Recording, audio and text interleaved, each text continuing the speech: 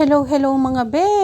Ilang araw na akong nagkikrave ng kamoteng kahoy. So ayan, nabili ko po yan ng 1 kilo. Yung yellow na cassava. 45 pesos po ang kilo. So binalatan ko at nilaga.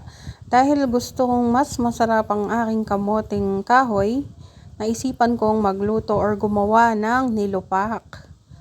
So, binalatan ko muna, hinugasan ko at pinakuluan hanggang lumambot ang aking kamuting kahoy. Ayan, nang maluto na ay ginayat ko siya. Kasi wala naman akong almirez. Ang nilupak po ay dinidikdik sa almirez.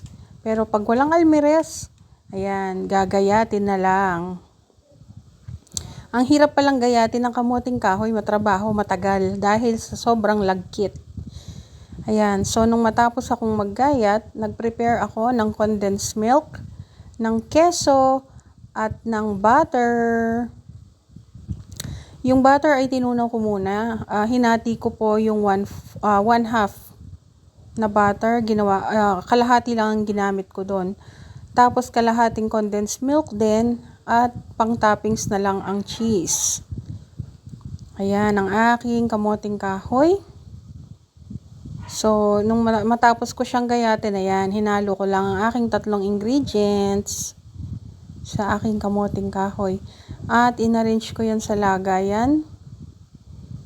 At nag-toppings ako ng keso.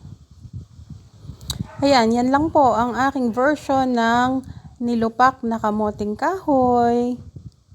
Tara, kape! O, di ba ang sarap? Yan lang ang nagawa ko sa 1 kilo, kakaunti. Ayan, na yun lang po. Paki-share na lang po at paki-follow na rin ako. Salamat po sa panonood.